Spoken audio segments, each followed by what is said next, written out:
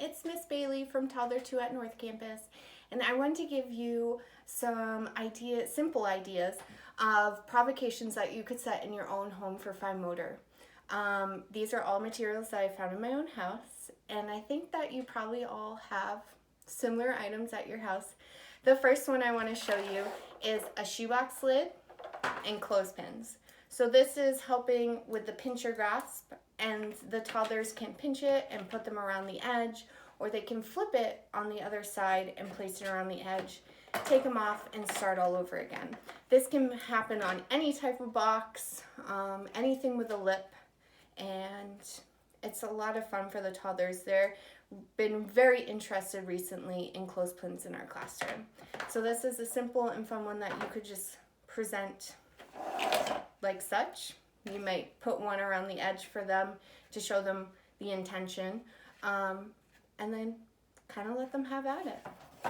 The next one that I have is popsicle sticks and masking tape. This is painter's tape. We've been redoing our house, so I have painter's tape. And this is something you would preset for them, and you would tape it on the table. And you could tape them, a few of them, in all different directions. Some toddlers might try and grab from the center. They're going to find that they're not strong enough to do that. So then that's going to entice them to start peeling the tape back and releasing and freeing the popsicle stick. This is something you can set on your dining room table, your kitchen table, the side of a cabinet, or on a wall, especially if you have painter's tape. That gives them a different angle to try and be doing this this motion at, even the floor. And this is something you can do with sticks or popsicle sticks. So maybe you find some sticks outside and do it with that too. And what toddler doesn't love tape? So this will keep them busy for a while. The next one that I have for you is a colander and pipe cleaners.